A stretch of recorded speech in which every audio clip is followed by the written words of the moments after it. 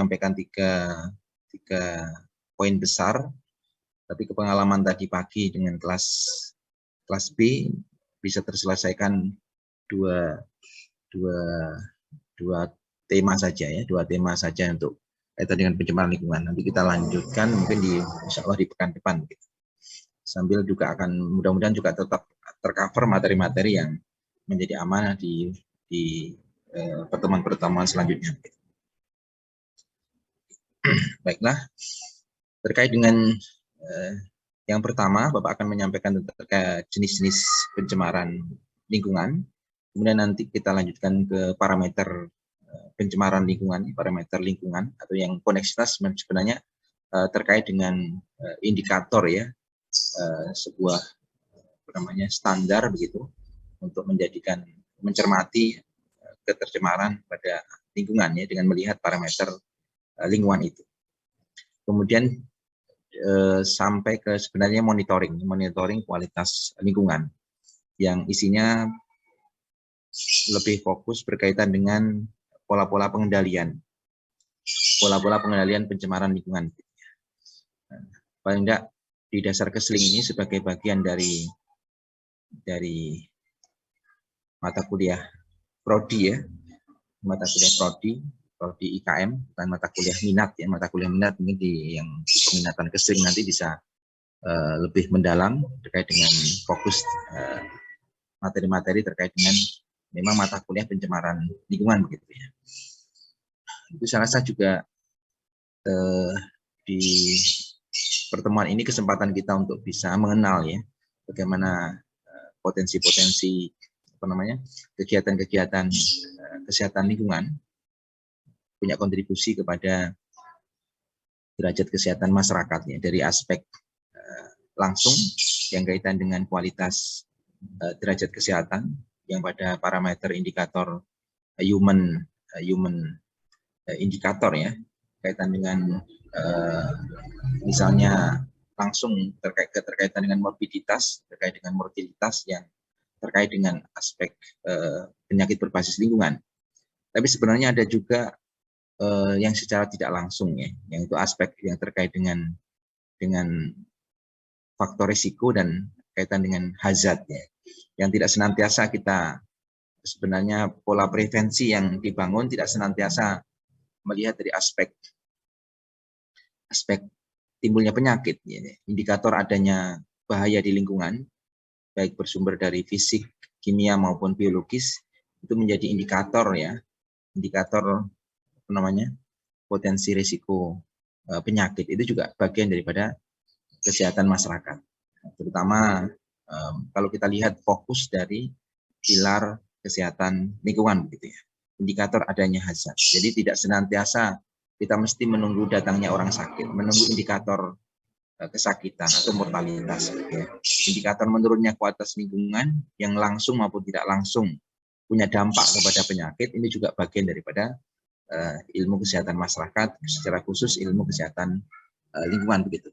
Pada topik ini juga sedemikian kita akan membahas mengenai pencemaran lingkungan yang meliputi secara tema khusus di topik ini menekankan pada pencemaran udara, pencemaran air dan pencemaran tanah begitu ya.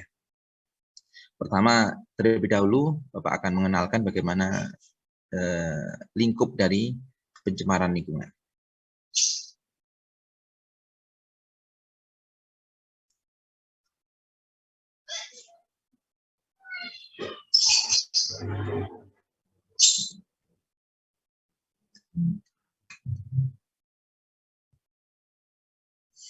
Secara garis besar ada tiga jenis ya pencemaran lingkungan itu. Pencemaran air, pencemaran udara, pencemaran tanah. Walaupun sebenarnya kalau ditelaah secara lebih mendalam ya, ada juga singgungan ya antara pola pencemaran air, udara, dan tanah. Nanti akan Bapak tunjukkan satu diagram dari referensi yang menunjukkan sebenarnya ada keterkaitan begitu ya. Contoh aja secara ini ya. Jadi timbulnya pencemaran tanah juga akan mempengaruhi pencemaran air, misalnya ketika sampah ya menghasilkan lindi, kemudian akan mencemari sumber air. Kemudian atau juga dari tanah run off ya ketika ada hujan, misalnya penggunaan pupuk di perkebunan ya, di kaitan dengan palm plantation, kaitan dengan rubber plantation misalnya, terutama kita kan kebanyakan pola pertanian kita juga di lahan berbukit ya, dan akan tergelontor ketika hujan begitu ya. Dan apalagi di Kalimantan Timur memang durasi hujan kurang lebih 10 bulan ya, secara geografis juga sangat berisiko potensi pencemaran air itu sangat besar ya dari pencemaran tanah. Jadi penggunaan fertilizer, penggunaan pestisida, ya, penggunaan herbisida dan sebagainya yang berkonten pada pencemaran kimia ya, akan dibawa dari run off ya oleh aliran air disebabkan oleh hujan ya pada lokasi-lokasi pertanian yang nanti akan berkumpul ya pada aliran permukaan, pada sungai maupun pada sumber air gitu ya, sumber air di bawah tanah gitu. Ini contoh keterkaitan itu. Mungkin lebih jelas nanti akan juga Bapak jelaskan ya. Kemudian juga sebenarnya juga dalam lingkup pencemaran secara luasnya, kalau di Pak Fuad Amsari juga pernah Bapak jelaskan mungkin ya di waktu kita di pengantar Kesmas ya, di pengantar Kesmas semester lalu ya. Mungkin adik-adik di pengantar Kesmas semester lalu, bahwa pencemaran sebenarnya bukan hanya pencemaran 3 kelompok ini ya, tapi ini bisa mewakili besar ya, karena ada singgungan memang kalau dalam ranah keilmuan kesehatan lingkungan ada sanitasi ya, makanan dan minuman. Itu sebenarnya bagian juga salah satunya di titik sanitasi makanan dan minuman itu ada pengendalian resiko pencemaran makanan dan minuman.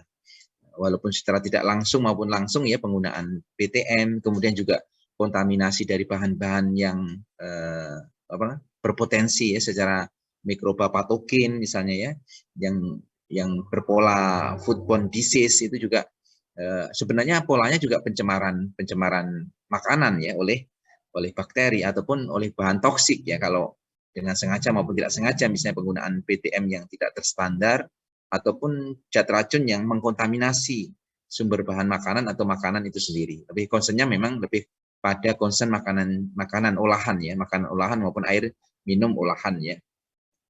Kontennya sebenarnya bagian dari pencemaran. Tapi fokus kita memang di sini, mungkin di sanitasi makanan sudah juga di topik-topik sebelumnya ya, sudah adik-adik pelajari. Pada pertemuan kita namanya dalam durasi 1 kali atau 2 kali pertemuan nanti, kita lebih concern pada pembahasan lingkup pencemaran secara garis besar ya, pencemaran air, udara, dan tanah.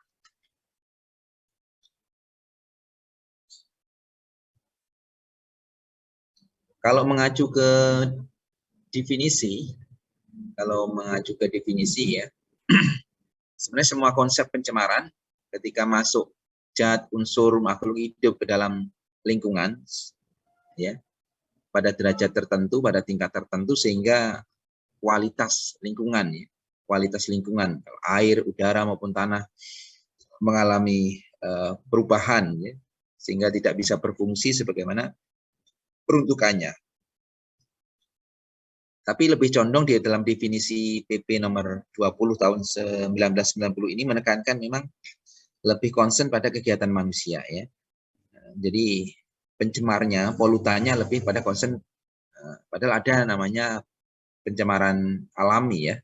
Pencemaran alami yang memang ditimbulkan dari proses-proses kejadian di alam semesta ini ya, misalnya gunung meletus, kemudian juga mungkin kegiatan gempa bumi ya, bisa jadi juga mengeluarkan berpotensi ya mencemari air dan pencemaran yang lainnya ya, dari aspek udara misalnya gunung meletus sebagainya, ataupun juga lahar panas sebagainya juga merupakan bagian pencemaran yang bisa berpotensi mencemari juga air begitu ya.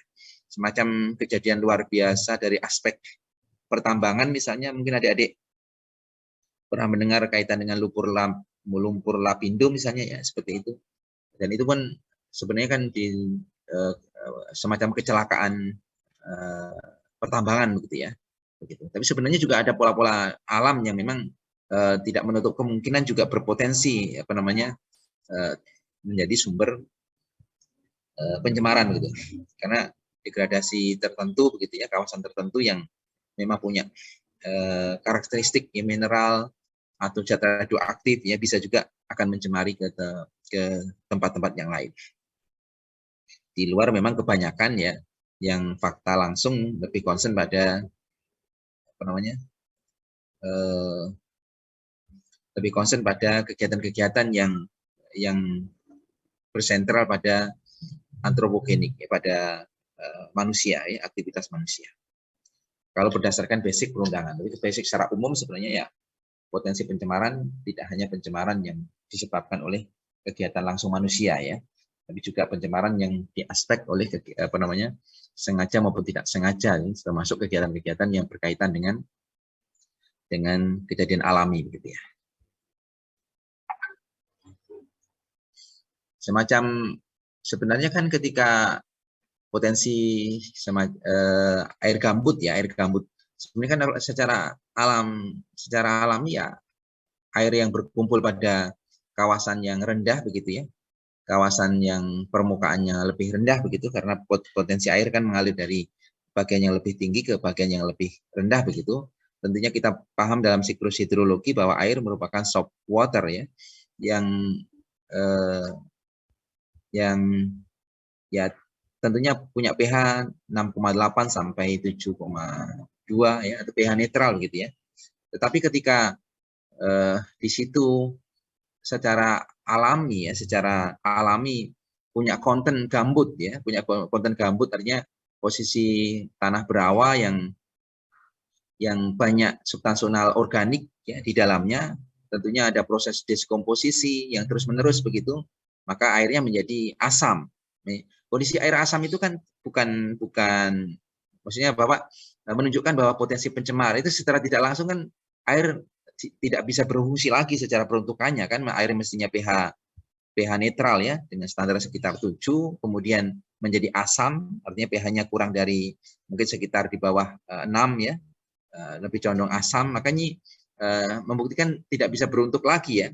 Padahal air secara langsung, misalnya kalau atmosfer tidak tercemar, air dari hujan ya bisa dimanfaatkan dengan kondisi tertentu. Tapi ketika ditampung pada potensi lahan gambut, akan menjadi airnya menjadi asam. Ini contoh juga hal-hal yang alami juga sebenarnya berpotensi apa namanya, menimbulkan potensi pencemaran, sehingga air juga tidak bisa berfungsi langsung ya di dalam penggunaan keperuntukannya. Karena aktivitas-aktivitas yang lain, misalnya kita bisa lihat aspek definisi pencemaran dari aspek kejadiannya, penyebabnya, ya, akibatnya ditimbulkan banyak hal, salah juga yang bisa di aspek dari dasar sebuah definisi begitu ya. Tapi sebenarnya sinergi antara faktor-faktor ya, bukan hanya cair ke cair ya, beberapa aspek justru juga misalnya sampah juga bisa menjadi kontribusi pencemaran air begitu ya.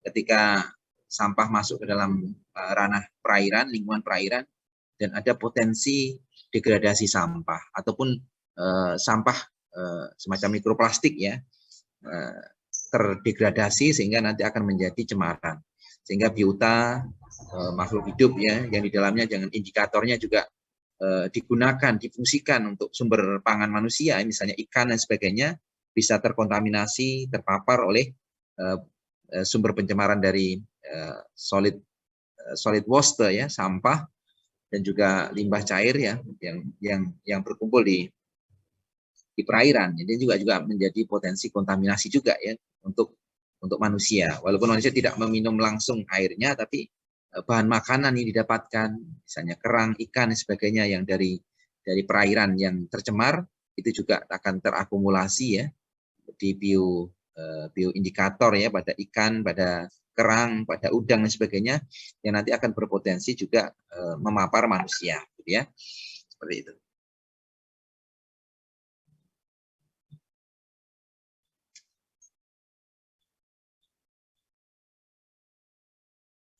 Kemudian kalau dilihat dari sumber pencemaran air, bisa kontaminan langsung ya, maupun sumber kontaminan yang tidak langsung. Kontaminan langsung dari sumber pencemaran langsung memapar badan air, memapar sungai ya, misalnya danau dan sebagainya. Nah, artinya potensinya dari bahan buangan gitu ya. Walaupun sebenarnya secara normalitas etika lingkungan mestinya ya bahwa dari industri, kawasan industri diolah dulu dengan standar sistem pengolahan air limbah begitu, baru dilepas ke lingkungan begitu. Ini tanda-tanda dalam tanda kutip ya.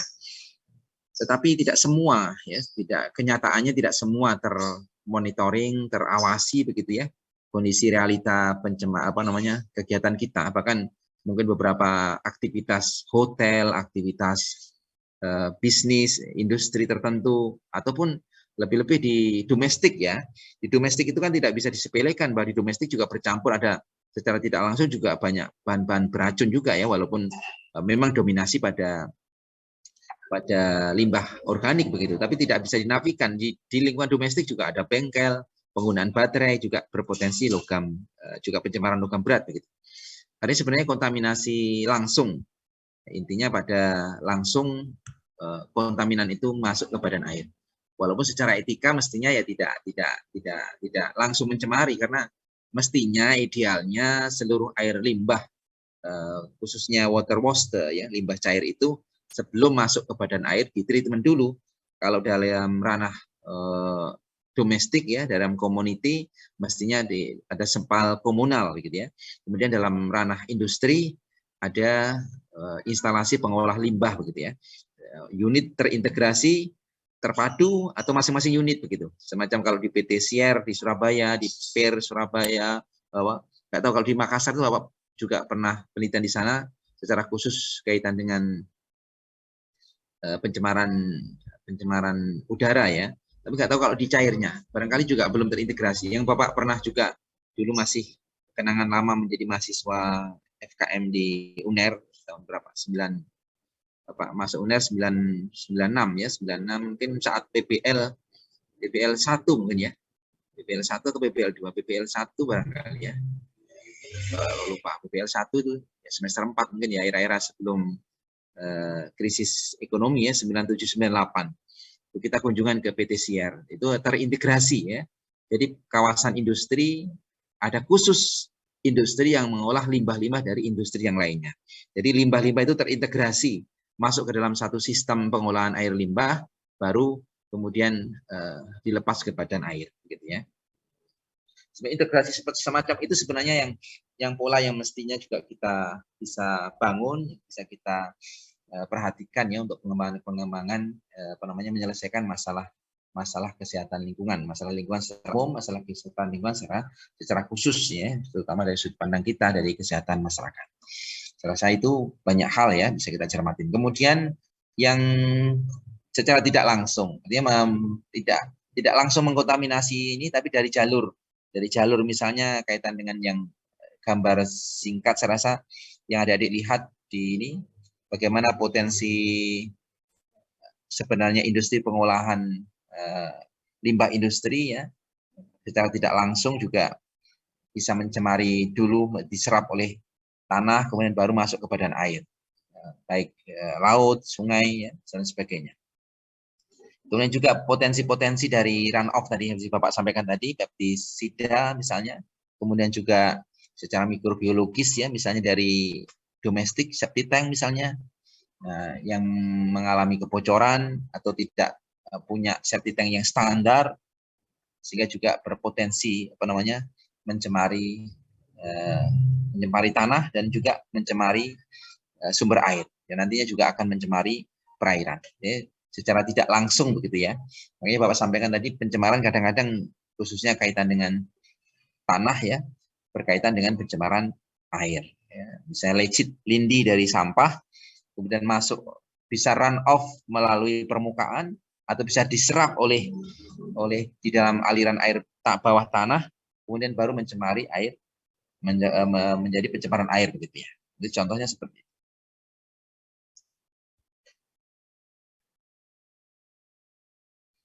Tadi ada potensi langsung dan potensi tidak langsung. Ya, jadi Bapak sudah ceritakan. Nanti kalau yang belum, ini bisa kita silakan untuk menyampaikan dalam diskusi. Ini yang Bapak sampaikan tadi kaitan dengan dalam diagram ini nampak ya, bahwa potensi pencemaran satu sumber air atau udara atau tanah sebenarnya saling berkaitan. Contoh secara tidak langsung saja ya, kalau ada perhatikan. Bapak pernah mendapatkan juga informasi data dari rekan di, bukan data langsung ya, tapi dari indikator fisik ya, indikator fisik yang berupa bau misalnya ya.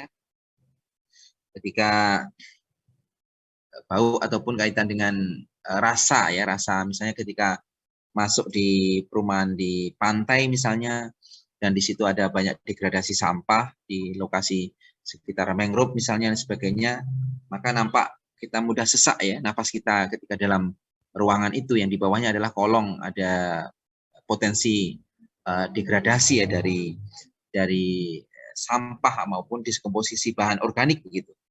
Artinya itu menjadi indikator maupun bau yang menyengat misalnya dari amonia, dari H2S ya, bau busuk itu sebenarnya juga indikator sebenarnya dari fisik ya, dari pencemaran fisik ya, tapi juga mempengaruhi pencemaran atmosfer. Atau yang nampak juga secara tidak langsung, yang barangkali juga banyak Pak pernah ceritakan kepada adik-adik atau di kelas lain begitu ya. Misalnya kaitan dengan bagaimana pencemaran udara berkontribusi kepada pencemaran air ya. Misalnya karena partikulat yang berbentuk partikulat ya, berbentuk asap itu bisa lebih kecil ukurannya semakin lama bertahan di udara, dan suatu saat nanti dengan gravitasi dia akan turun. Ketika pada media perairan, danau ya, kemudian sungai dan sebagainya, ini tidak menutup kemungkinan akan tercemar dari aliran arah angin untuk jatuhnya partikulat itu ke dalam perairan, sehingga sumber pencemaran dari udara tapi mencemari sumber air gitu ya. Jadi pola-pola seperti itu menjadi indikator-indikator seperti itu yang juga kita perlu cermati ya, perlu kita cermatin barangkali secara ya, keadaan gitu ya, seperti mungkin kalau kita benar bisa berkreasi dalam potensi di sekitar kita ya, misalnya isu-isu senjata, biosenjata, kimia dan sebagainya ya, atau senjata biologi sebenarnya tidak asing ya, sebagai bagian dari pencemaran yang sengaja dibuat ya untuk kaitan dengan perang ya. Tapi sebenarnya juga secara tidak langsung menjadi pencemaran biologis karena yang memang sengaja dilepas ya, bisa wujudnya tadinya dari cairan, kemudian dilepas didispersi ke lingkungan menjadi pencemaran lingkungan begitu. Ini sebenarnya hal yang tidak mustahil karena sudah menjadi hal yang lazim ya dalam pengembangan ini bagi negara-negara tertentu ya, untuk dijadikan penguatan pertahanan, dan ya itu ya keadaan yang memang tidak bisa kita nafikan keberadaan posisi seperti itu.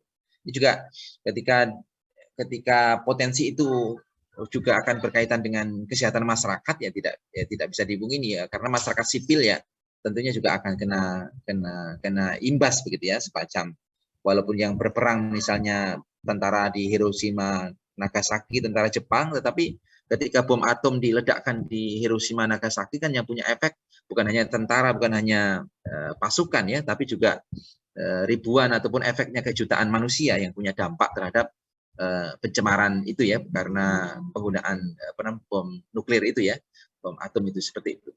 Jadi kondisi-kondisi semacam itu. Mungkin pemanfaatan senjata biologi ya sebenarnya dasarnya juga untuk lawan, untuk berperang, tapi kadang-kadang juga bisa lepas ke lingkungan, juga bisa menghazard karena kalau tentara mungkin sudah menyiapkan safety-nya ya pada kondisi perang tertentu, tapi kalau masyarakat sipil kan bisa jadi juga potensinya seperti itu. Belum lagi kalau dia jatuh ke media yang lain ya, dan berpotensi menghazard ke tempat dari media-media yang lain. Ini secara lingkup seperti itu ya.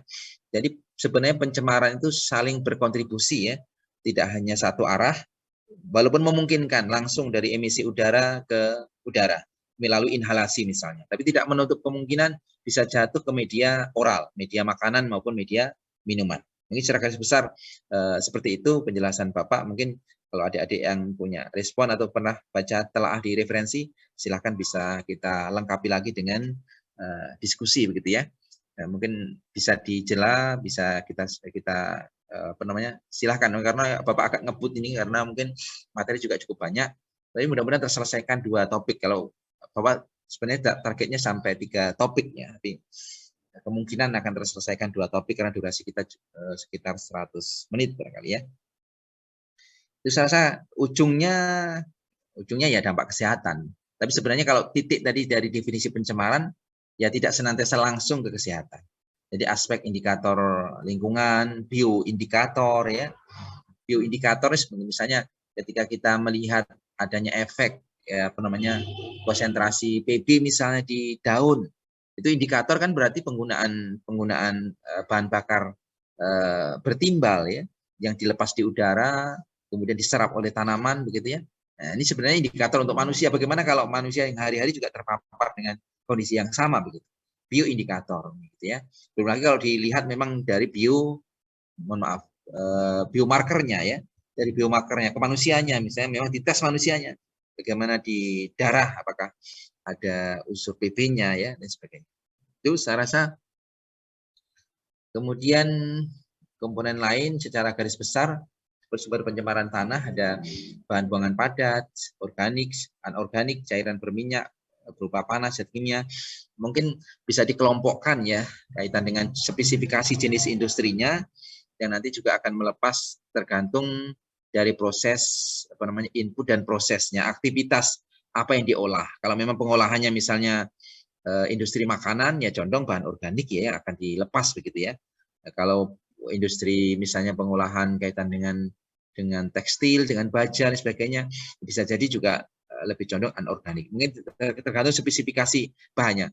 Mungkin kalau adik-adik nanti ada yang minat di bidang keseling untuk memperdalam ada khusus ya, misalnya kaitan dengan indikator-indikator spesifikasi industri apa, nanti indikator yang dilepas limbahnya apa saja. Itu juga ada kriteria seperti itu. Kemudian juga aktivitas-aktivitas yang terkait dengan pertambangan misalnya industri minyak maupun tumpahan minyak ya kaitan dengan angkutan misalnya, kemudian juga kaitan dengan kegiatan yang melepas pencemaran fisik ya misalnya industri PLN yang menggunakan tenaga uap, jadi pemanasan air sehingga nanti juga akan melepas berupa pajanan panas ya ke lingkungan gitu. Kemudian juga beberapa zat kimia yang spesifik yang juga akan dilepas di lingkungan karena penggunaan bahkan di laboratorium ya tidak menutup kemungkinan karena ada reagen, ada juga potensi mikroba ya seperti itu.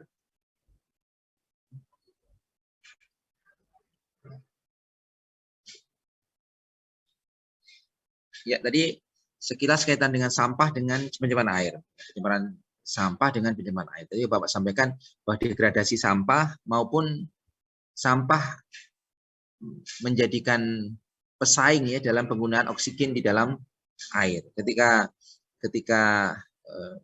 diskomposisi sampah organik ya tentunya juga menggunakan oksigen. Dan itu akan mengurangi oksigen terlarut dalam air sehingga nanti ikan-ikan makanya indikator ketercemaran di air bisa jadi ikan-ikan akan mati ya menjadi indikator seperti itu. Salah satu polanya. Bukan racunnya langsung kadang-kadang oksigennya yang tergunakan ya.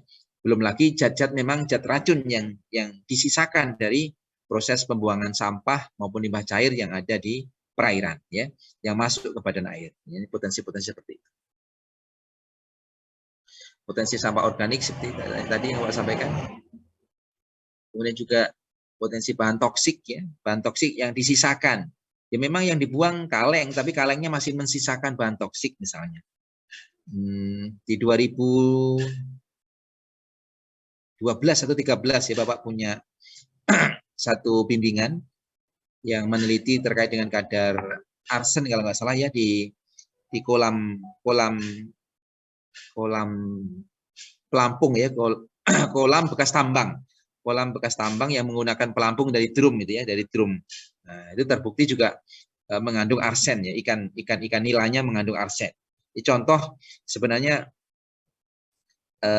degradasi ya, artinya bisa dari sisa kegiatan tambang ataupun dari sisa itu gelontor dari apa namanya sisa oli atau sisa bahan bakar yang di drum itu ya yang bisa juga mencemari perairan sehingga nampak indikator adanya logam berat di ikan yang dikembangkan di perairan.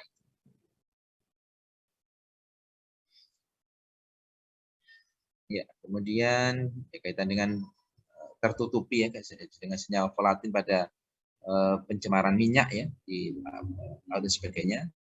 Kemudian juga pencemaran thermal ya dengan pelepasan bahan bersuhu tinggi ya, tentunya butuh netralisasi di alam sehingga biota tertentu tidak tahan ya untuk menyesuaikan terhadap panas yang diterima dari limbah tadi.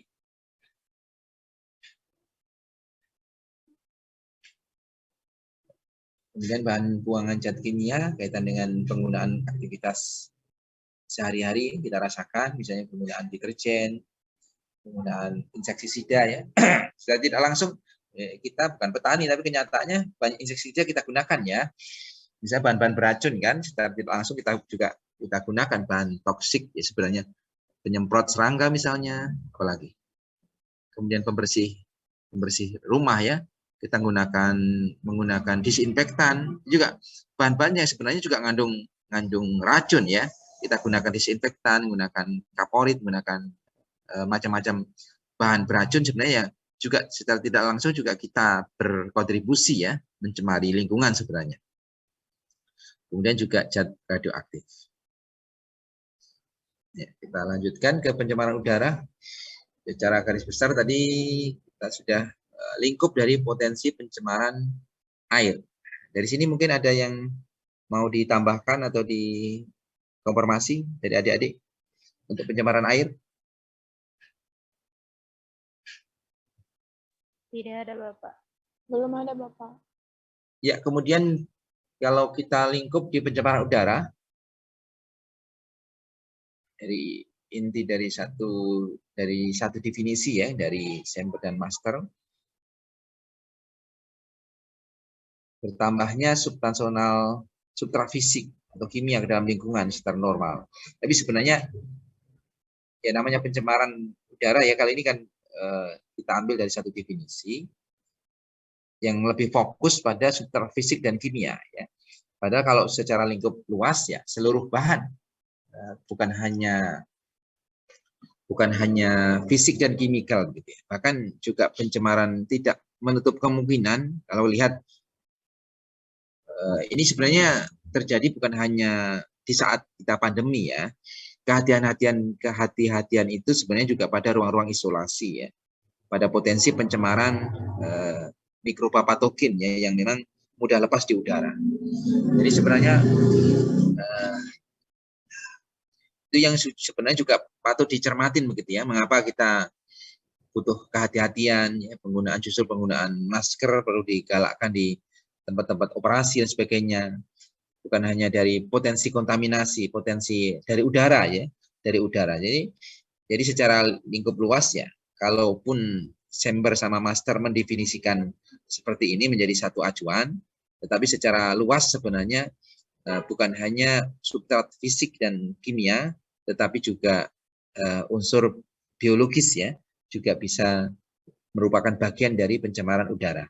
Walaupun memang concernnya lebih condong kalau orang membahas pencemaran ya pencemaran katakanlah bahasa mudahnya debu, pencemaran ya asap ya yang berupa partikulat ataupun pencemaran gas ya, gas beracun begitu. Tapi sebenarnya pencemaran mikrobiologi juga termasuk bagian dari pencemaran, bisa mencemari air, bisa mencemari udara, juga bisa mencemari tanah. Nanti juga akan kita bahas di parameter tanahnya. Salah satunya juga di riset-riset Bapak juga menyebutkan bahwa pernah Bapak lakukan terkait dengan potensi ya pencemaran filaria cacing mikro itu di tanah ya yang akan bisa mengkontaminasi memapar manusia. Ini contoh sebenarnya di tanah pun ya seperti itu, kemudian apalagi di perairan ya, di perairan juga seperti itu, di udara juga tidak menutup kemungkinan juga seperti itu. Misalnya TB aja ya, misalnya bakteri TB misalnya di udara bisa berpotensi dari udara. Contoh yang mengapa kita suruh pakai masker, kita suruh jaga jarak, itu kan sebenarnya potensi pencemaran udara ya oleh ketakutan kita atas penyebaran COVID ya di udara, maka kita perlu pakai masker, perlu menjaga jarak begitu untuk kita mencegah potensi pencemaran dari kontaminasi kita dari udara yang kita hirup begitu. Ini contoh kaitan dengan potensi pencemaran. Tapi sebenarnya bisa dikembangkan lagi ya satu definisi ini lebih dalam.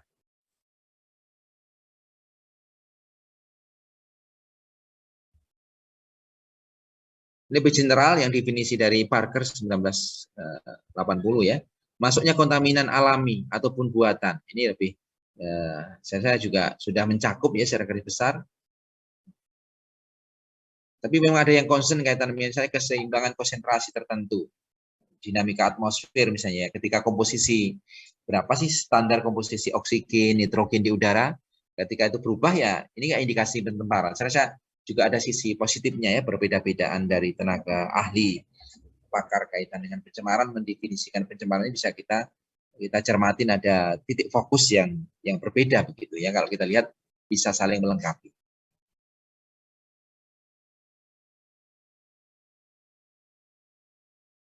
Kemudian kalau bisa dipilah, ada pencemaran primer, ada pencemaran sekunder ya, pencemaran udara. Primer yang langsung misalnya dari emisi yang dilepas, misalnya NOx, sulfur oksida dari transportasi misalnya, sisa emisi dari bahan bakar, pembakaran kendaraan misalnya, itu langsung. Tapi ketika ada ikatan, ada reaksi kimia di atmosfer, ya, menjadi potensi polutan sekunder, gitu ya. Contohnya seperti itu. O3 misalnya gas ozon ya dari pencemaran gas CO, gas monoksida ya, berikatan dengan foto kimia ya di udara sehingga menghasilkan gas ozon misalnya. Kemudian juga secara garis besar ada pencemaran udara di luar ruangan atau sering kita singkat dengan outdoor dan indoor yang dalam ruangan. Ini juga mengelompokkan ya potensi lingkup di luar ruangan dan di dalam ruangan. Yang khasnya seperti itu. Ada potensi pencemaran indoor dan outdoor. Mungkin kalau dari sumber jenis pencemarannya, gitu ya. Nah, yang potensi di dalam ruangan ya bisa jadi juga tidak menutup kemungkinan juga ada potensi kontaminasi dari luar ruangan. Ya, kalau rumah toko, ruko, makanya kemarin juga nggak tahu Bapak secara kasusnya ya bagaimana potensi kematian katanya ada kebakaran ya di Samarinda ya barusan berapa minggu yang lalu. Iya Bapak. Nah itu contoh kadang-kadang kan bisa jadi juga dari keracunan asap ya dan sebagainya, bisa jadi tidak senantiasa terbakar ya. Jadi kondisi seseorang yang di dalam ruangan ketika ada kebakaran bukan hanya unsur panasnya ya, jadi tidak bisa menyelamatkan diri kondisinya karena ya, atau akses bisa jadi telahnya akses, tapi telahnya bisa jadi tidak sadarkan diri sebelumnya karena aspek pencemaran efek dari asap ya, dari gas CO atau CO2 yang keluar ya karena aspek kebakaran itu sehingga baru tidak sadar baru kebakar begitu unsurnya ya. Potensinya juga bisa jadi seperti itu. Makanya banyak hal ya sebenarnya terkait dengan kebakaran. Oke. Ini kaitan dengan pencemaran outdoor dan indoor. Tentunya kita juga ada data dulu di indoor ya, misalnya di klinik di klinik penggunaan genset ya, ternyata masuk gasnya ke dalam ruangan sehingga juga menyebabkan kematian. Ataupun sering kita dengar informasi misalnya anak-anak meninggal dalam satu kendaraan ya ketika dinyalakan kendaraannya nyala, bisa jadi ada kontaminasi masuknya juga polutan di dalam kendaraan sehingga juga mengalami kematian. Yaitu selevel dengan di indoor begitu ya. Potensi pencemaran indoor. Walaupun potensinya dari sumber outdoor, tidak senantiasa bersumber dari indoor ya. Ini secara khusus nanti akan Bapak sedikit petikkan sumber-sumber pencemaran dari indoor. Mungkin di outdoor terkait dengan pencemaran industri, emisi ya. Emisi, kemudian kebakaran hutan, kemudian juga transportasi, banyak hal juga yang dilepas di kaitan dengan pencemaran outdoor. Yang di indoor kaitan dengan beberapa aktivitas ya, penggunaan bahan-bahan di dalam ruangan. Mungkin kalau kita di pemanas ya, di daerah subtropik ya, daerah yang ada musim dingin, penggunaan pemanas ruangan ini juga menimbulkan potensi melepas pencemar di indoor ya. Kemudian juga aktivitas merokok dalam ruangan, kemudian juga penggunaan bahan-bahan kimikal terlarut ya, dan sebagainya yang berpotensi juga mencemari dalam ruangan. Kemudian aktivitas garasi misalnya, karbon dioksida, karbon monoksida ya, yang dilepas. Kemudian juga beberapa potensi bakteriologis juga pencemaran di dalam ruangan. Gitu. Kemudian juga potensi pencemaran outdoor ya, kaitan bukan hanya outdoor tapi maksud misalnya penggunaan asbes misalnya, penggunaan atap ya. Ya atapnya memang di luar begitu ya, tapi potensi panas sehingga mendegradasi ya serat-serat asbes itu sehingga mencemari terhirup penghuni rumah ya, semacam itu. Jadi ada ada potensi dari aliran potensi reaksi dari degradasi asbes sehingga mencemari juga hunian dalam rumah, menyebabkan pencemaran indoor. Ya, polanya juga bisa dari outdoor begitu. Secara tidak langsung yang bersifat organik misalnya juga misalnya bulu-bulu hewan ya, hewan ternak misalnya, hewan peliharaan pet misalnya, kucing misalnya, binatang-binatang yang kita pelihara yang secara langsung juga berpotensi menjadi pajanan organik ya bagi pernafasan kita ya. Juga banyak kasus kaitan dengan potensi mikroba juga dan sebagainya dari bulu hewan gitu ya. Biomasa cat semprot, macam-macam item saya yang bisa dikolaborasikan di pencemaran indoor. Lagi outdoor cukup luas ya kaitan dengan tadi Bapak fokuskan. Tentunya adik-adik bisa perdalam ya kalau tidak bisa disebutnya. Tapi mungkin di parameter nanti bisa tersentuh ya kaitan dengan misalnya bagaimana potensi pencemaran kegiatan. Bisa contoh aja di kegiatan pertambangan, kegiatan transportasi, kegiatan perusahaan, ya. Aktivitas misalnya PLN, PLTD juga akan melepas pencemaran di outdoor, ya, di luar ruangan.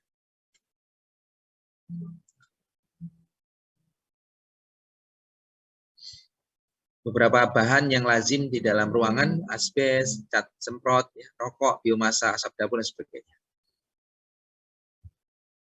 Walaupun mungkin konsentrasinya ini pada rumah-rumah yang sempit ya, yang terbatas, yang kontaknya lebih kontinu ya antara individu dengan, walaupun penggunaan gas, tapi gas juga ada gas, juga ada zat racunnya ya.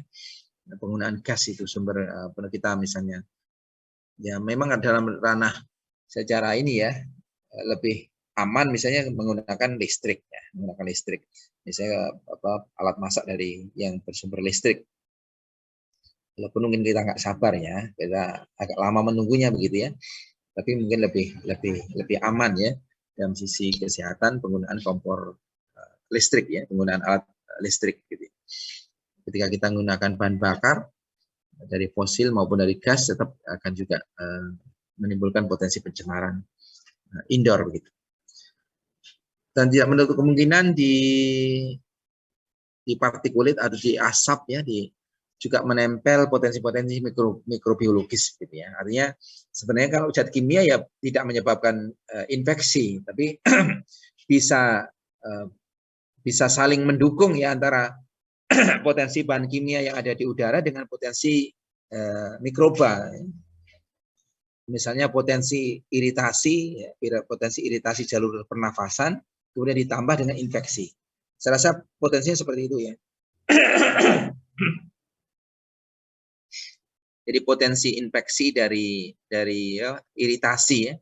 Misalnya kaitan dengan iritasi, kaitan dengan masuknya polutan, partikulit maupun potensi gas iritan ya ke saluran pernapasan, nanti ditambah dengan adanya infeksi ya. Adanya infeksi misalnya dari potensi yang menyebabkan pneumonia ya, beberapa jenis tungau dan sebagainya juga berpotensi dari kasus itu.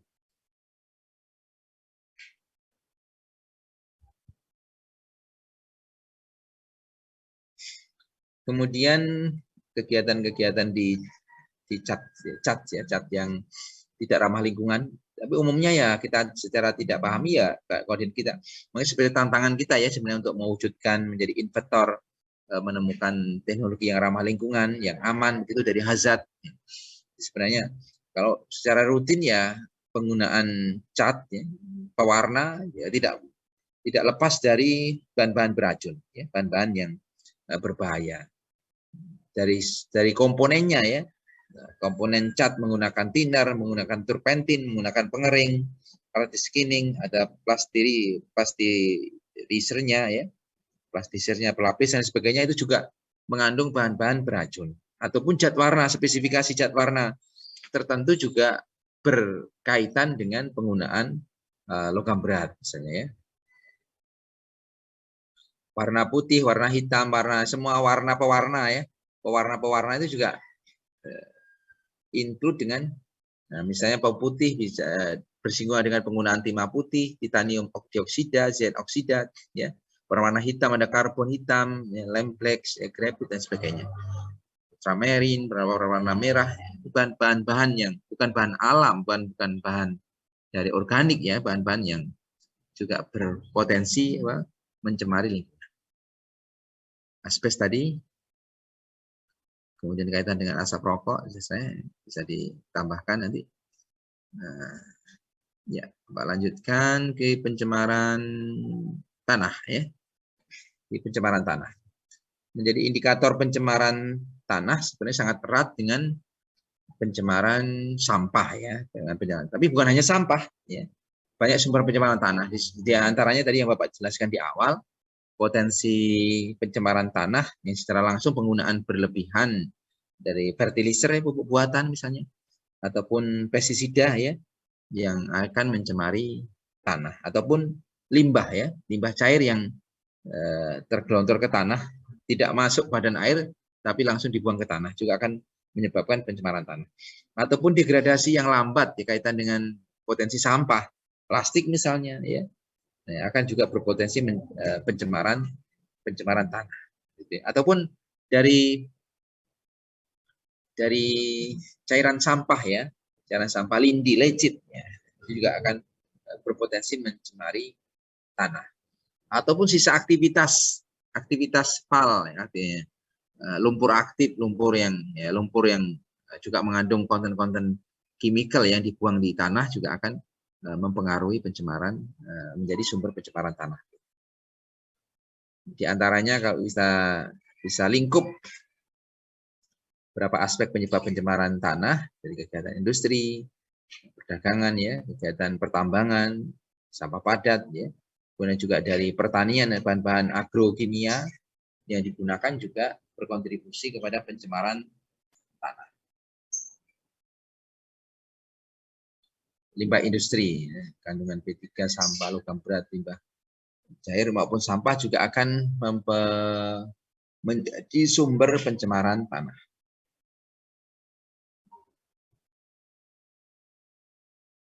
Ini agrokimia, pupuk, pestisida, penggunaan bahan-bahan yang yang digunakan untuk mensupport intensifikasi pertanian, ini juga berkontribusi kepada pencemaran tanah.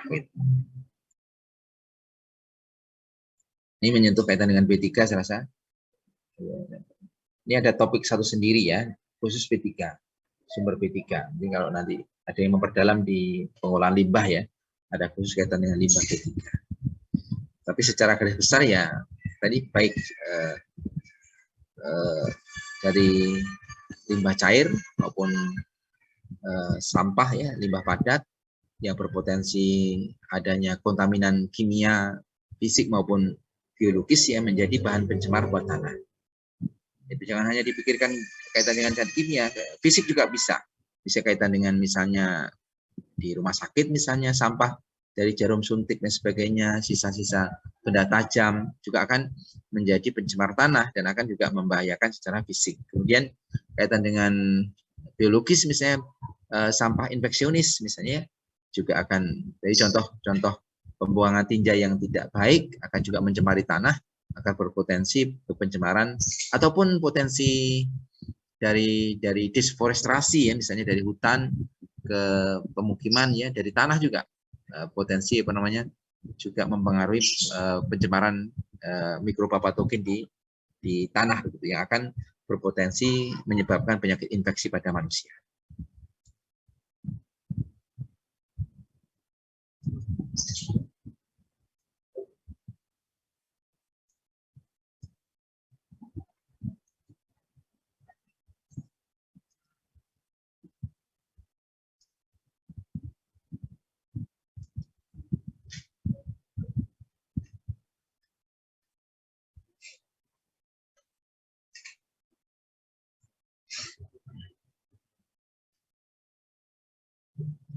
Sebelum Bapak lanjutkan, ada yang dikonfirmasi terkait dengan jenis-jenis pencemaran dan sumber terkait dengan sumber pencemaran, bagaimana lingkup pencemaran yang saling berkaitan yang sebenarnya tidak langsung bisa berdiri sendiri ya.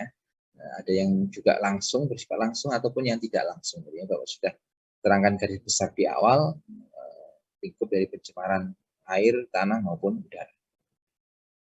Sebelum kita lanjutkan ke parameter kualitas lingkungan, ada yang mau menyampaikan?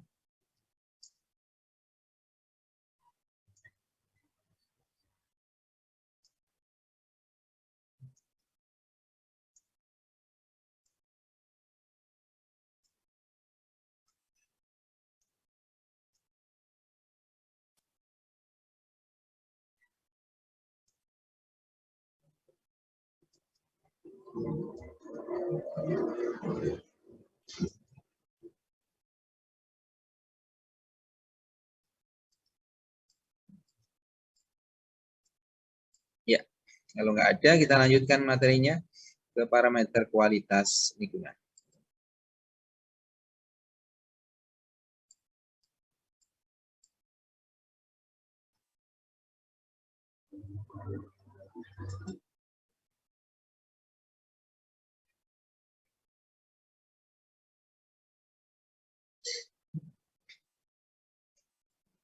Ya, ini di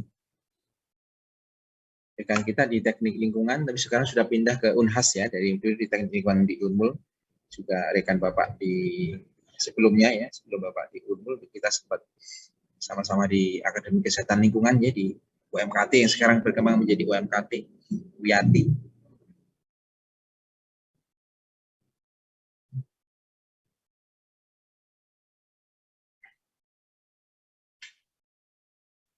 Jadi standar kualitas. Kalau kita ngacu ke parameter, ngacu ke sebuah standar, sebuah standar kaitan dengan angka, kaitan dengan batasan begitu ya. Yang nanti akan dari kajian ilmiah, potensi-potensi standar itu menjadi indikator adanya gangguan kesehatan, penyakit, gangguan teknis maupun juga estetika. Potensi dari batasan-batasan sebuah parameter itu ya menjadi rambu-rambu. Mungkin lebih dikenal menjadi NAB atau baku mutu lingkungan begitu ya. Kalau untuk yang manusia misalnya NAB yang langsung berkaitan dengan hajat manusia. Mungkin indikator lingkungan menjadi batasan lingkungan ya. Bagaimana indikator nanti kematian pada hewan perairan dan sebagainya. Ini contoh batasan yang disebut parameter kualitas lingkungan. Sebenarnya bisa dari batasan ini berupa angka-angka standar. Walaupun sebenarnya dalam ranah khususnya kaitan dengan pencemaran logam berat, batas itu tidak menjadi batas aman ya. Ketika ada, karena bukan hanya langsung ya, kalau kita misalnya orang keracunan karena konsumsi diracun atau keracunan yang tidak kesengajaan, itu pada konsentrasi dosis tertentu, tapi sebenarnya walaupun tidak langsung berefek pada potensi penyakit maupun kematian, tapi sebenarnya sudah juga akan berpotensi khususnya bagi bahan kimia ya, bahan kimia yang berpotensi bioakumulasi ya di dalam tubuh manusia. Ini juga menjadi salah satu apa namanya? Salah satu bahan apa namanya? Juga yang perlu kita cermatin begitu ya. Bukan hanya mengacu ke batas ambang ya atau baku mutu lingkungan. Terus menerus. Ini kelihatannya kan aman kita mengonsumsi kan minuman kan menggunakan pengawet itu ya, misalnya kita beli apa namanya minuman botol dan sebagainya ya, Tapi secara tidak langsung kan menumpuk terus-menerus ya, terakumulasi dalam tubuh kita. Atau meminum air yang air itu terkontaminasi oleh logam berat dan sebagainya. Ya. Ataupun makan makanan yang makanan itu juga mengandung akumulasi logam berat. Maka secara terus-menerus juga akan tersimpan ya. Makanya bagaimana kemampuan ekskresi yang dikeluarkan racun dari tubuh kita dengan keringat, dengan buang air dan sebagainya dibandingkan dengan yang terakumulasi. Makanya kalau ekskresinya kecil dibandingkan akumulasi ya, dengan konsumsi kita yang terus-menerus bisa jadi malah menyebabkan penyakit tadi. Maka hitungan itulah namanya di manajemen resiko kesehatan lingkungan atau penilaian resiko kesehatan lingkungan. Kita bisa memprediksi ya seberapa resiko yang dialami seseorang yang terpapar oleh bahan kimia, walaupun mungkin secara ukuran di bawah batas ambang ya, atau di bawah baku mutu lingkungan.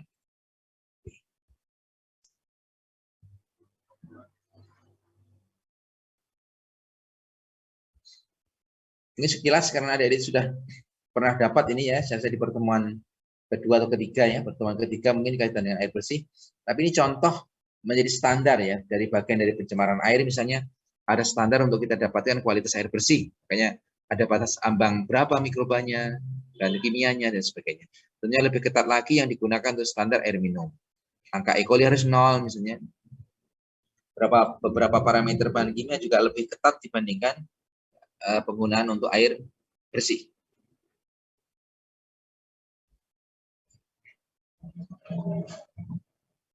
Kemudian dari sisi kualitas fisik bisa kita lihat bau, kemudian kekeruhannya ya, DS, DDS, DSS, rasa,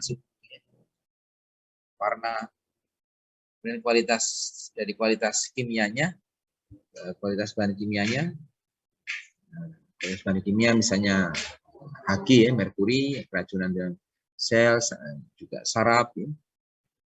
Kemudian Fe sebenarnya tidak begitu toksik ya, tapi ya tetap akan mempengaruhi kualitas air ya, juga kalau potensi pencemaran besar juga bisa mempengaruhi kesehatan, tapi tidak setoksik misalnya Hg atau Pb atau arsen begitu.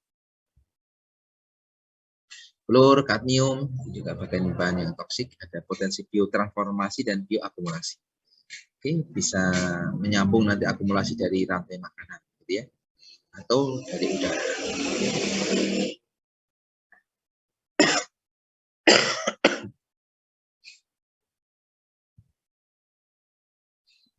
Pencemaran kadmium terkenal dengan gangguan ginjal, penyakit tulang, penyakit itai-itai, karsinogenik juga bersifat karsinogen ya, berpotensi menyebabkan kanker.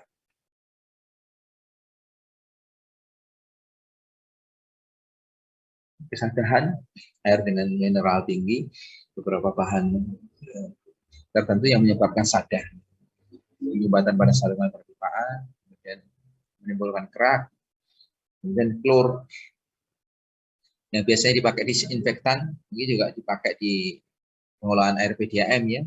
Ini juga kita biasa menggunakan untuk kaporit sebagainya. Ini berpotensi kepada juga zat racun. Karsinogenic ya, bisa bersifat karsin. Kemudian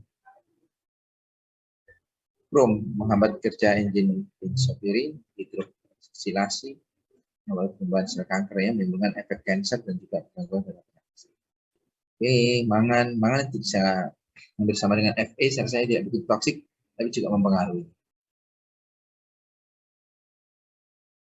Nitrat NO3 dan nitrit NO3 menimbulkan gangguan pada bayi, penyakit blue babies, ada gangguan isi darah karena air mengandung nitrat. Kaitan dengan standar keasaman, kondisi asam basah yang dikehendaki netral untuk air minum mungkin sekitar 6,8 sampai 7,2. NH3 zat yang berbau tajam,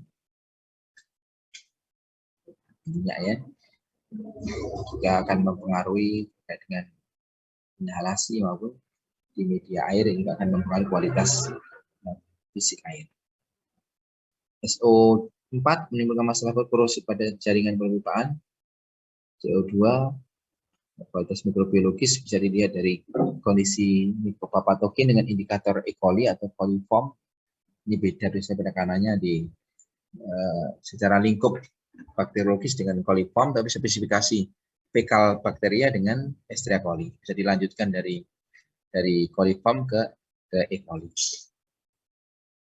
Yang potensinya dari tinja atau septic tank, itu pencemaran dari keterbatasan sanitasi untuk pembuangan limbah cair, secara khusus pembuangan tinja. Kualitas radioaktivitas, misalnya nanti ada pasal khusus ya kaitan dengan radioaktivitas, bisa dioptimumkan. Standar, potensi alamiah, potensi kesalahan memilih teknologi, ini ada hal-hal tertentu yang menyebabkan penyimpangan terhadap standar. Batasan dana, kelalaian juga bisa ya, kurang disiplin dan sebagainya. Tapi unsur yang ditimbulkan yang potensinya adalah dari penyimpangan standar adalah efek dari manusianya, efek lingkungannya. Hal-hal yang terkait dengan sarana ya, ataupun terkait dengan behavior, dengan kebiasaan, dengan apa namanya, dengan keteledoran dalam treatment ya, juga akan mempengaruhi. Misalnya tidak disiplin ya, tidak disiplin. Mestinya di treatment tapi diabaikan ya. Mestinya dalam pengolahan diberikan keunggulan tertentu, tapi tidak diberikan, misalnya akan mempengaruhi kualitas dari sisi pengolahan itu ya.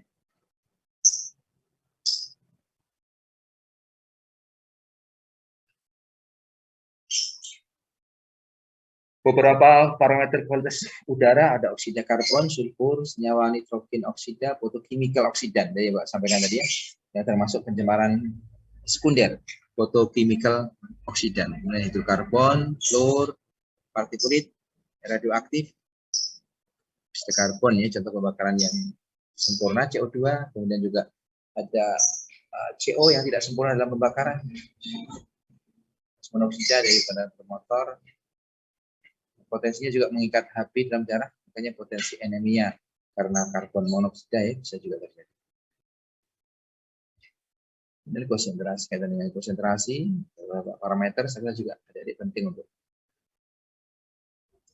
Kemudian sulfur, senyawa-senyawa sulfur yang lainnya, molekul sulfur juga.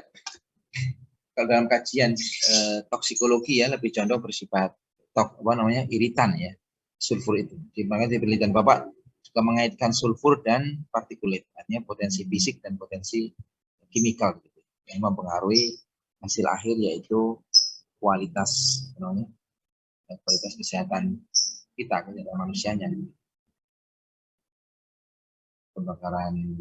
Hasil pembakaran, kemudian juga pertambangan batu bara, produk petroleum juga menghasilkan SO2 dan SO3. Ya, toksiknya tidak begitu toksik oleh SO2, tapi bukan hanya masalah toksiknya, tapi juga bersifat iritan kalau nanti bergabung dengan polutan yang lainnya, bisa berefek sinergis ya. Misalnya di penelitian kita fokus di bahan yang kita tidak kira toksik, tapi saya bersinggungan ya nanti kalau bereaksi dengan kondisi tertentu atau potensi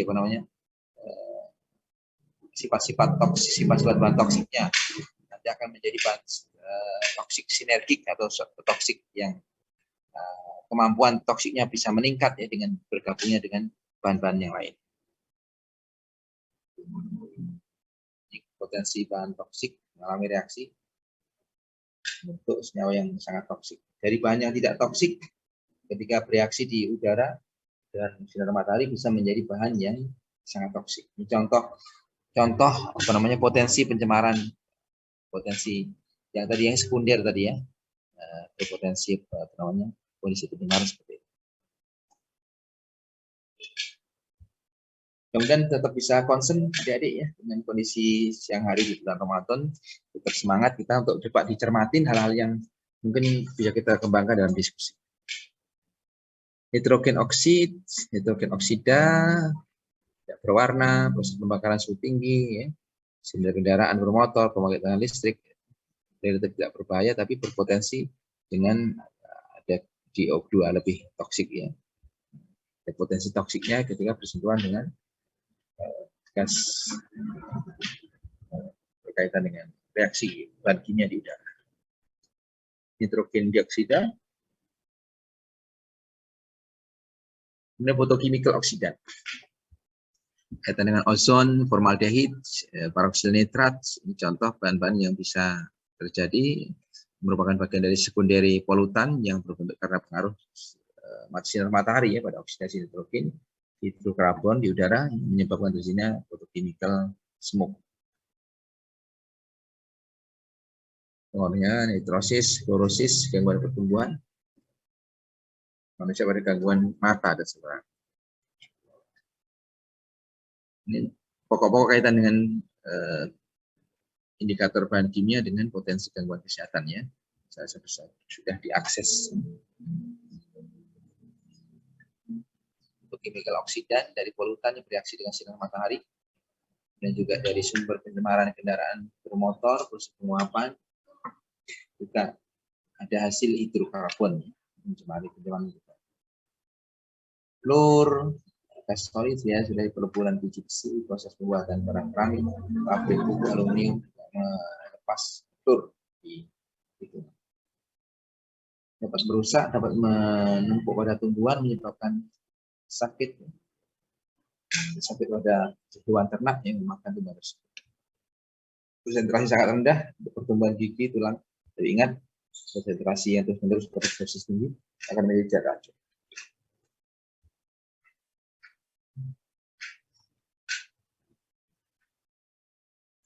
Kemudian partikulat. Ada variabel ya, potensi bahan-bahan mikroorganisme hidup ya yang ada di partikulat itu atau non variabel atau juga radioaktif. Potensi bahan kimia toksik Pb ya, yang bersifat logam maupun non logam yang ada di udara ya, yang bisa berbentuk partikulat. Juga menjadi bagian dari indikator parameter pencemaran. Isinya bakteri, jamur, spora, tumbuh-tumbuhan, alergi, asma, bagi jamur, non-iklabel, ada debu dari gunung berapi, ada pembakaran batu bara, ada partikulat meter dari olahan kegiatan penyebaran di sekitar kita yang kaitan dengan banyak lingkupnya, di aspek alam, aspek pembakaran batu bara, kayu, juga sebenarnya aktivitas emisi juga ya, juga nanti akan menghasilkan partikulat. Aktivitas kita hari-hari, perokok juga menghasilkan partikulat, ya. Akan memapar tubuh kita, ya, inhalasi kita 2,5 mikron, ya, asap putih itu dengan ukuran 0 sampai 2,5 mikron. Kurang dari sama dengan 2,5 PM. PM 2,5 ini kan ukuran konsentrasi, misalnya batas ambangnya berapa? 65 ya, 65 miligram per kubik ya, per kubik ya. Bisa ditengok lagi. Ini aktivitas partikulat, potensi kerusakan jaringan pernafasan maupun sampai ke alveoli ya, sampai ke paru-paru. Dan bahan radioaktif, pencemaran nuklir misalnya, ini sudah kita sentuh ya beberapa materi terkait dengan ini tinggal bisa dikembangkan lagi di pertemuan depan. Untuk dari pencemaran energi berasal dari bahan radioaktif, bisa sebenarnya manfaatnya cukup banyak juga kalau digunakan sumber listrik, bisa menghasilkan listrik yang cukup besar, gitu. Tapi memang ada resiko dampak ya, sesuatu memang ada resikonya. Efek tergantung dosis, tipe somatik langsung ada penerima. Oke.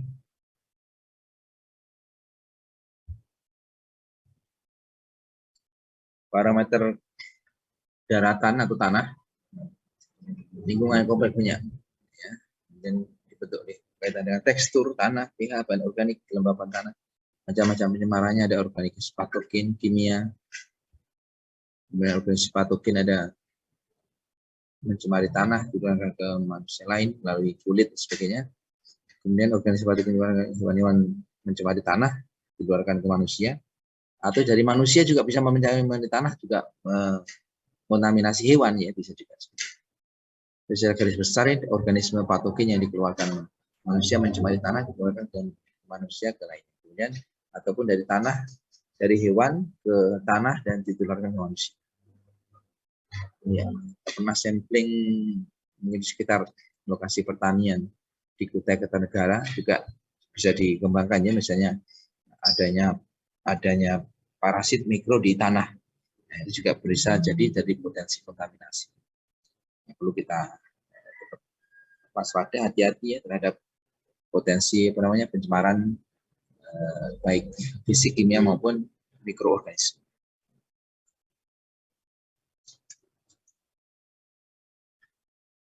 Ada juga potensi mikroorganisme patogen yang dikeluarkan manusia mencemari tanah, atau yang dikeluarkan potensi organisme patogen yang dikeluarkan mencemari tanah. Mencemari tanah dikeluarkan ke misalnya pencemaran tanah yang misalnya oleh bakteri ataupun protozoa ataupun filaria ya, filaria worm ataupun cacing mikro ya yang di tanah ya, juga akan mempengaruhi pencemaran menginfeksi ya, beresiko menginfeksi manusia.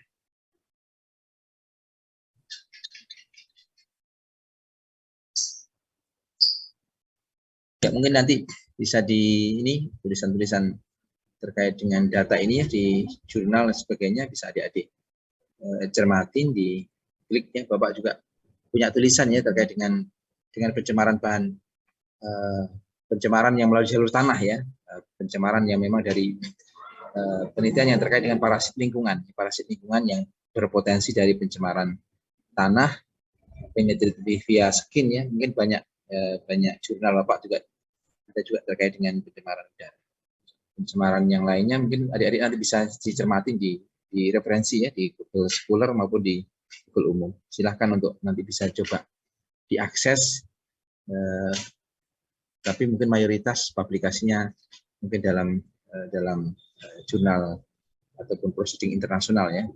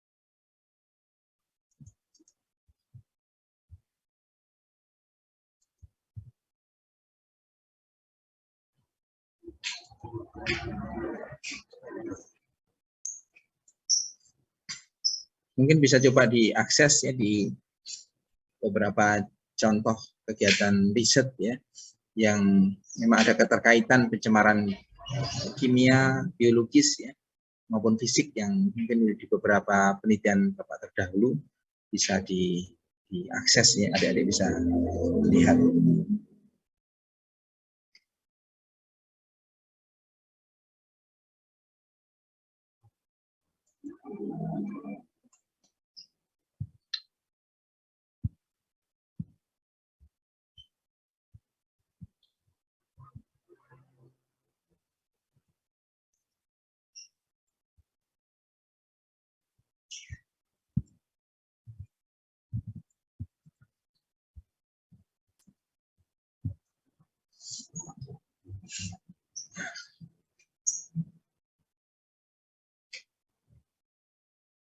Ini contoh-contoh beberapa riset yang nanti bisa dari baca kaitan dengan pencemaran sulfur oksida, PM2,5 misalnya di lingkungan, juga bahan-bahan kaitan dengan, ini juga kaitan dengan lebih banyak kaitan dengan parasit di lingkungan ya, parasit di lingkungan, bagaimana kontaminasi, kemudian ya, kaitan dengan lingkungan dan parasit.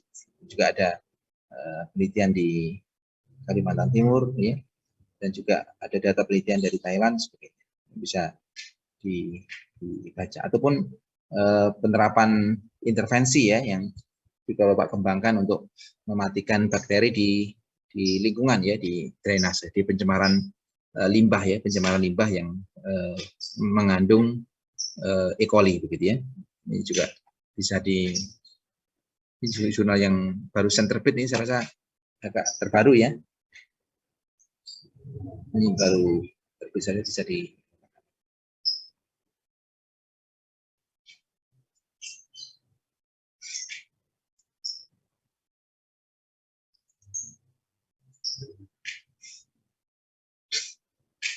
ya. Ini nanti bisa dibaca di beberapa referensi maupun jurnal-jurnal yang lainnya. Silakan ya untuk menopang mengembangkan lagi beberapa ranah yang bisa dikembangkan ya, yang bisa kita jadikan referensi maupun kita kembangkan untuk kita dapatkan pengetahuan baru maupun menemukan penemuan baru gitu ya. Dari pola tidak ada salahnya di saat potensi pembelajaran mandiri ya, dia mengembangkan diri dengan memperbanyak ya referensi untuk sebuah pengembangan gitu ya. Nanti didukung dengan support keterampilan di laboratorium, bisa menambah apa namanya upaya kita ya untuk menemukan penemuan-penemuan baru.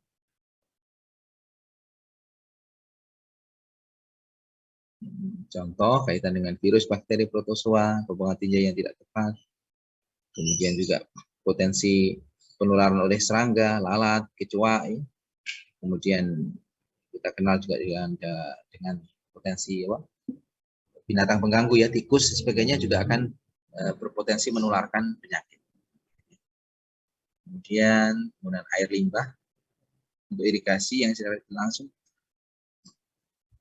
Contoh di jurnal internasional jurnal yang dari mungkin di PubMed ya, di Afrika itu juga menunjukkan adanya potensi irigasi ya, penggunaan irigasi dari limbah domestik yang tercemar ya, sehingga berpotensi pencemaran mikroba, mungkin cacing hookworm ya, cacing mikro ya. Banyak kasus kaitan dengan potensi pencemaran di persawahan ya, karena penggunaan perairan yang terkontaminasi.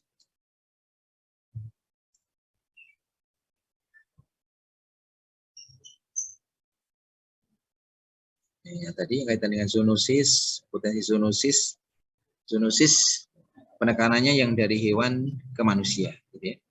Kalau vektor, kalau zoonosis, Bapak sering ulangi, zoonosis patokannya hewannya sakit bisa menular ke manusia atau manusia ke hewan, gitu ya.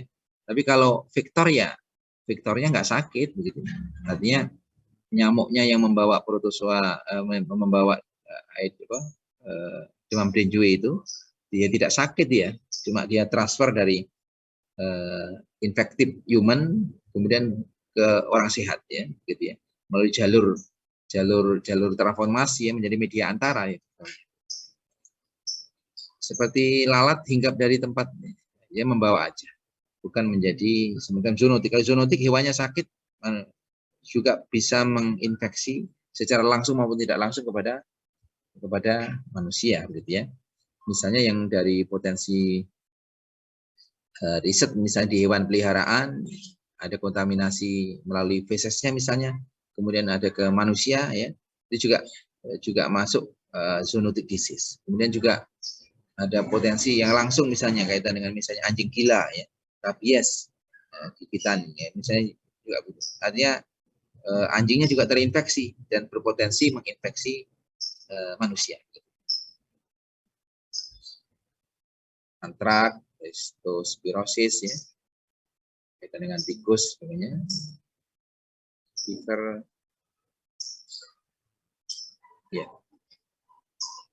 kaitan dengan cendawan, jenis jamur, tetanus ya, botulism juga Bapak masukkan di sini, infeksi hukum dengan strongi juga bisa melalui kontak langsung dengan tanah maupun melalui potensi zoonotic disease ya.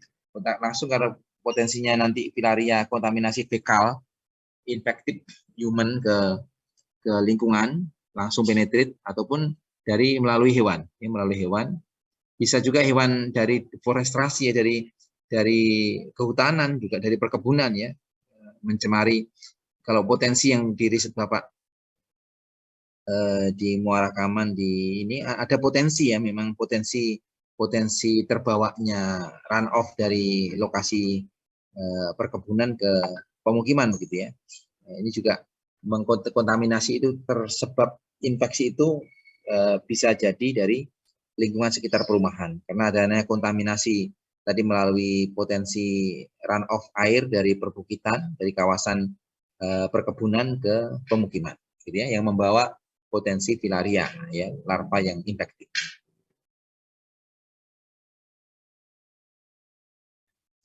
Beberapa bahan kimia yang berpotensi menyebabkan pencemaran tanah tadi ada pestisida, pupuk, logam berat, asam basa, poster oil, sampah ya, dan juga radioaktif. Beberapa jenis pestisida nanti bisa dikembangkan. Bapak tinggal sampai jam 3.10.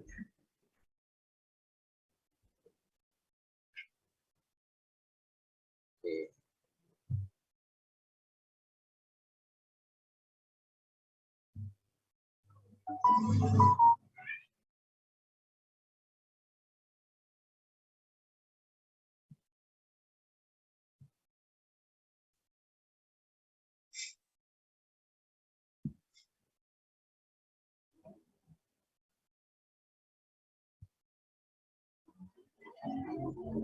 Ya.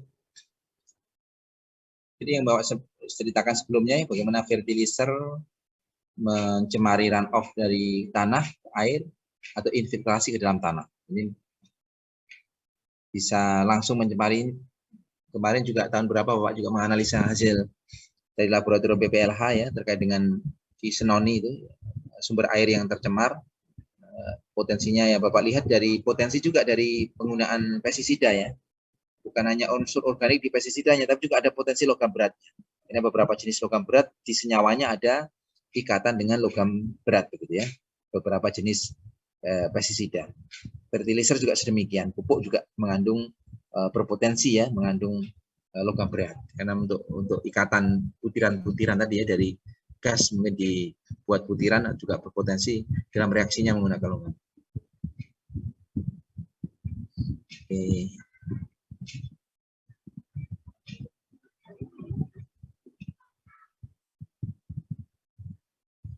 Potensi beberapa jenis logam berat, raksa, merkuri ya, lead, timah, arsen, krom. Nah, ini kaitan dengan pencemaran tanah ya, potensi pencemaran tanah dari logam. Potensinya juga dari sebagai pupuk, kemudian atmosfer ya, deposit logam dari atmosfer yang jatuh ke tanah karena ikatan gravitasi maupun terbawa oleh air ya, bisa juga potensi pencemaran dari partikulat.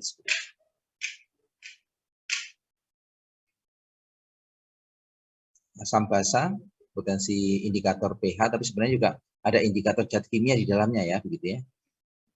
Ionnya sifat korosif, jaringan tubuh, kemudian konsentrasi. Ya, sebenarnya sulfat ya unsurnya unsur potensi asam, tapi sebenarnya juga ada potensi mengiritasi juga organ ya kalau mengkontaminasi jaringan tubuh kita.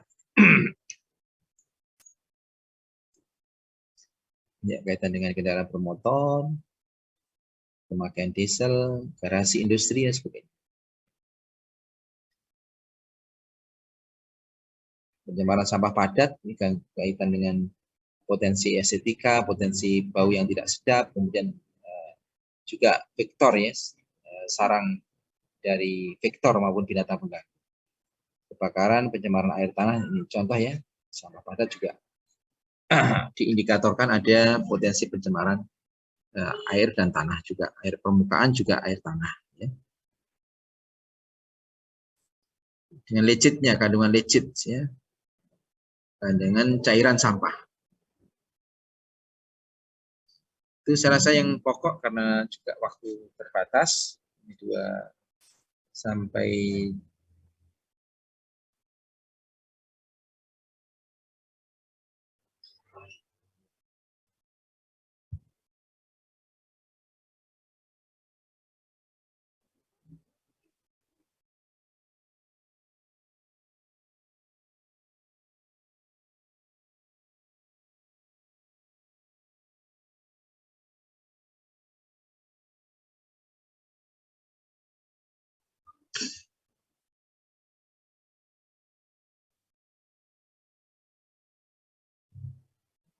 Ya, dari sini insya Allah akan kita lanjutkan pertemuan di pekan depan. Tapi sebelumnya, sebelum Bapak akhiri, ada kesempatan untuk diskusi, ya, beberapa item mungkin yang masih concern, yang masih ada energi ya untuk kita, yang belum jelas bisa kita sampaikan. Ya.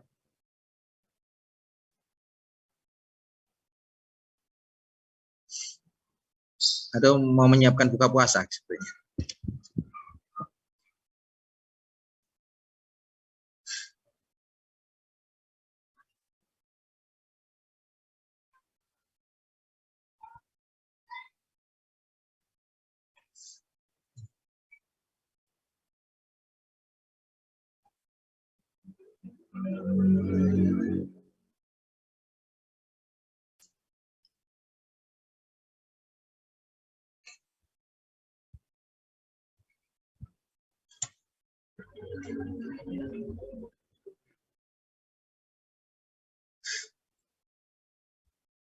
Ada yang masih direspon, diingat adik-adik, silakan Mbak Winda, Adisa, Taskia, dan rekan-rekan yang lainnya.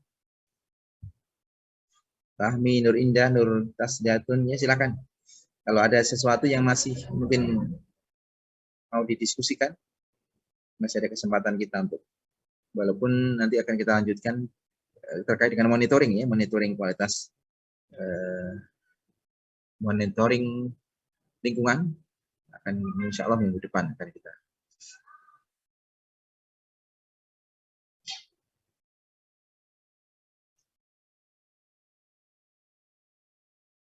Ya, ada yang ditanyakan?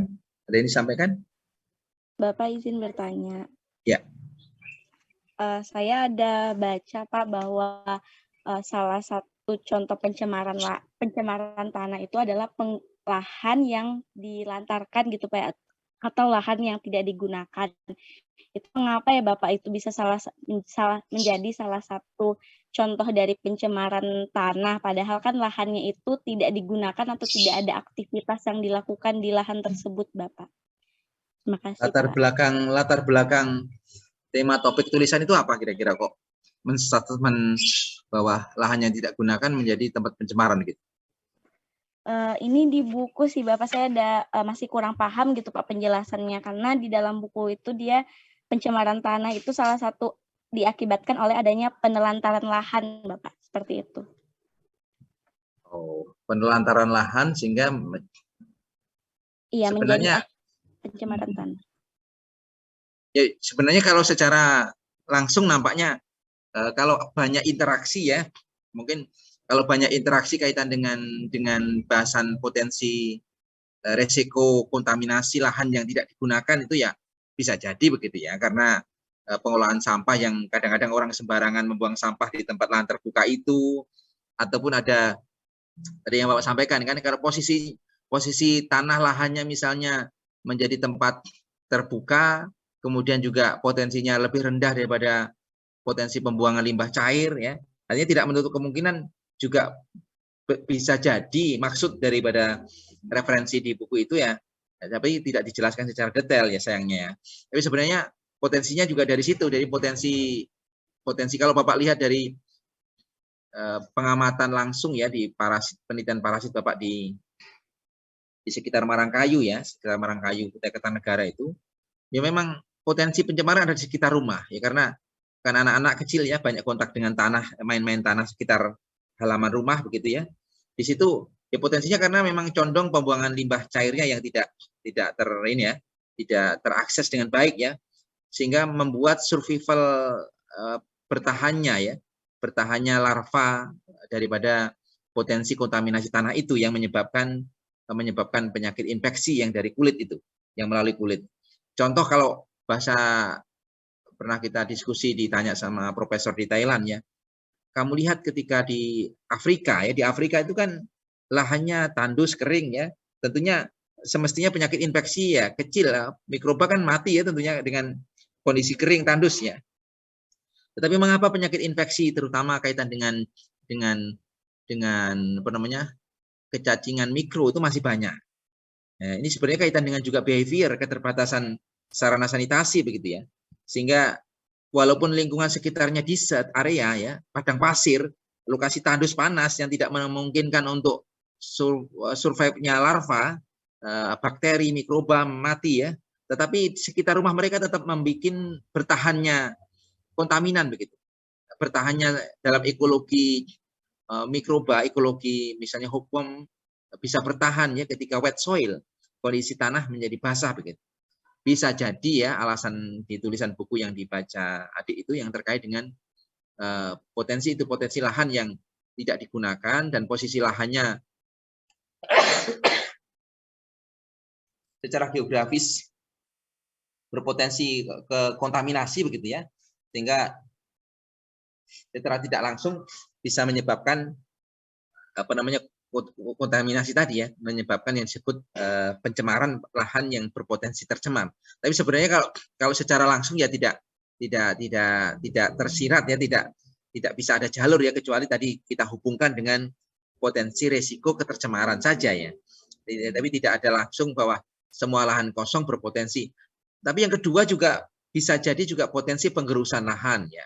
Kalau lahan itu terbuka, tidak ada digunakan, tidak ditanami ya, sehingga pada kondisi tertentu dia lahan itu tergerus ya, semacam dengan tergerus dengan angin ya, menjadi potensi debu dan sebagainya. Ini artinya menjadi potensi sumber pencemaran baru, terutama kaitan dengan pencemaran debu ya, yang berupa fisik begitu. Saya rasa salah satu item-item begitu ya, kaitan dengan potensi limbah cair, mungkin orang membuang sampah sembarangan di lahan itu, ataupun run off dari lokasi yang lebih tinggi, ataupun tadi ya drainase penduduk sekitar kampung yang tidak terakses sehingga terbuang ke lokasi yang kosong itu, sehingga menjadi potensi lahan itu menjadi tercemar. Saya rasa media antaranya seperti itu ya kalau dijelaskan lebih detail mungkin.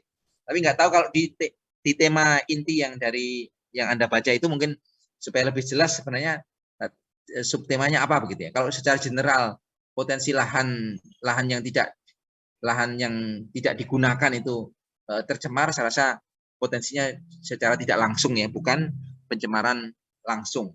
Pencemaran langsung maksudnya dari lahan itu sendiri begitu ya. Potensi pencemaran dari jalur yang lainnya, jalur limbah, cair, jalur sampah maupun jalur dari potensi lingkungan yang lain, dari run off-nya air ya, dari kontaminan di sumber yang lainnya.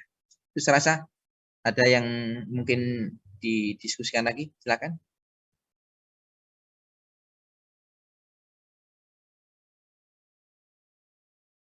Karena cukup singkat ini sebenarnya karena di major di dasar kesling ya, jadinya mengenalkan adik secara garis besar bagaimana sih lingkup pencemaran lingkungan. Sebenarnya kalau di semester 5 nanti ada mata kuliah tersendiri ya, pencemaran lingkungan begitu ya. 2 SKS kurang lebih, bagi mungkin mata kuliah sudah masuk minat barangkali ya. Mungkin ada yang mengambil lintas minat barangkali. Ya, silakan. Yang ada yang lain silakan masukkan juga ya, kalau beberapa item yang Bapak sampaikan di slide mungkin ada sesuatu yang masih membingungkan atau bertentangan dengan referensi yang adik-adik baca, silakan juga disampaikan. Bisa didiskusikan. Semuanya absensi ya, sudah aktif di Sikemas, jangan terlupakan nanti sebelum Bapak nonaktif. Ya Bapak. Ada lagi, saya rasa masukannya dari mana? Siapa nih? Semuanya posisi sudah di Samarinda semua atau dari kampung-kampung masing-masing? Di Samarinda Bapak. Bapak. Di kampung Bapak. Sudah persiapan di kampung ya, sudah bisa berpuasa di kampung ya dengan keluarga. Ini Bapak juga ada kendala ini sehingga belum, ini masih juga Bapak lagi di posisi di Jawa ya. Ya, silakan adik-adik, masih ada yang disampaikan?